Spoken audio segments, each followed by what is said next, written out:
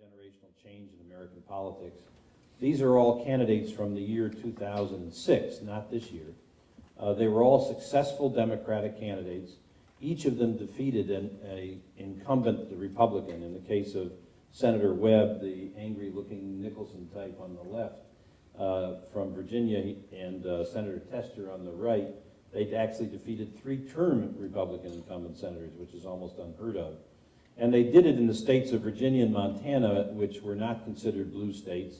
And now everybody, of course, is talking about how much of a contest is going on in Virginia in this presidential campaign. But in 2006, the notion that that James Webb's candidacy for Senate would be successful was considered absurd. But the reason that there are senators now are because of millennials. And it's also because of millennials' technology. So it's a worthy trio to spend a few moments on in terms of setting the context of political impact of this generation, and then we'll show you some beliefs and attitudes charts as well. So Senator Webb's opponent, who you may remember, was Senator George Allen, and he was a leading nominee of the presidential campaign, Republican campaign, in this particular year. First, he had to get reelected to the Senate, which was a foregone conclusion in the state of Virginia. He was campaigning one day in Western Virginia, the very most rural part of that state. And he said to a young Indian American, Indian not as in Native American, but Indian American, who had been assigned by the Webb campaign to capture everything that Allen said on video for potential deployment on this brand new website called YouTube. He said to that gentleman in the front of a crowd that would look similar to some crowds that have been seen on television recently in this campaign, from that same kind of rural part of America. He said, well, welcome to the real America. We're out here where real Americans live. And then he turned to the crowd and he said, I'd like you all to welcome that macaca over there. And unfortunately for Senator Allen, his comment, which was a racial slur, was in fact captured on video by that gentleman. And even though there was nobody from the national press anywhere near this campaign event, it's way off the beaten track. Nevertheless, because there was video of it, the Webb campaign put the item up on video on YouTube, and another millennial, the gentleman being accused, or pointed out rather, was a millennial, but a separate millennial started campaigning for the media to pay attention to this remark by a sitting United States senator, and did so under a program called Media Watch that was a millennial-driven, internet-based activity.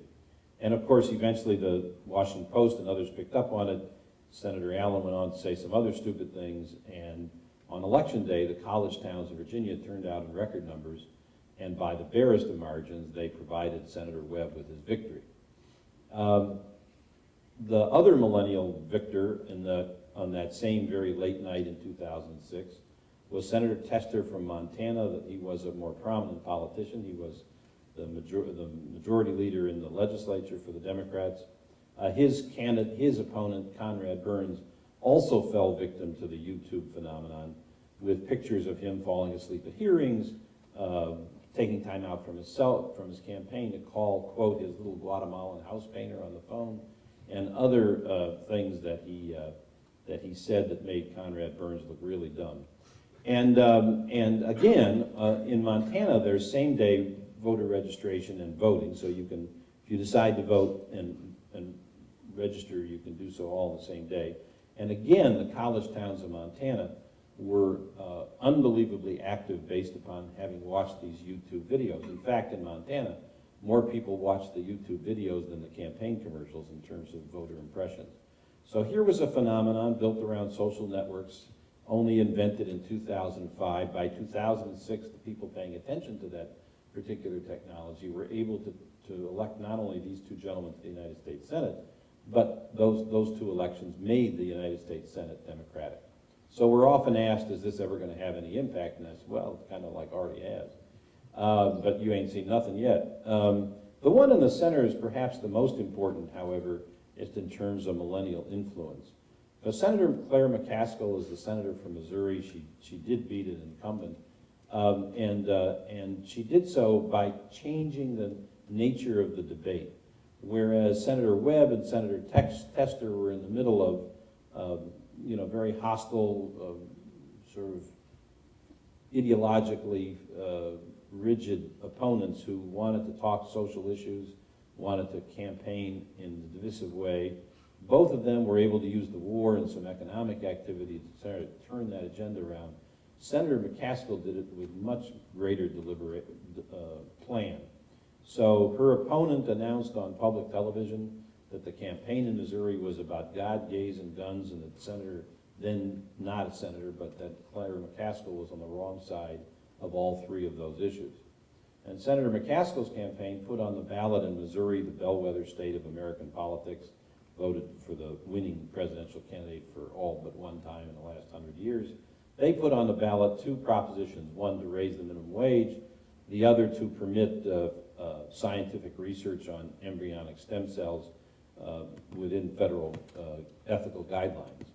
And it was on those issues, on those economic issues, on those sort of more focused on non-traditional social issues, but rather domestic questions, that Senator McCaskill waged her campaign. And she won. And not only did she win, but a year later, she came out and endorsed Senator Obama for President of the United States. Now, this was long before anybody thought Senator Obama had a ghost of a chance. She explained her endorsement by saying that while watching television with her teenage daughters, her daughters said to her, you really seem to be moved, Mom, by this candidacy by Senator Obama. What's he like? You serve in the United States Senate with him. And he's a wonderful man, and I really think he could do great things for this country. And they said, well, why don't you endorse him? And she said, well, you don't understand, Missouri is a very divided state. Me coming out in this first year of my new senatorial term and making such a controversial decision, it would offend not only the women in my party, not to mention Senator Clinton, who's running, but also a number of average voters who might think that endorsing a person like Senator Obama might be something I shouldn't be doing. And their daughters said, okay, but if you don't do it, we'll never speak to you again. And so she came out and endorsed Senator Obama.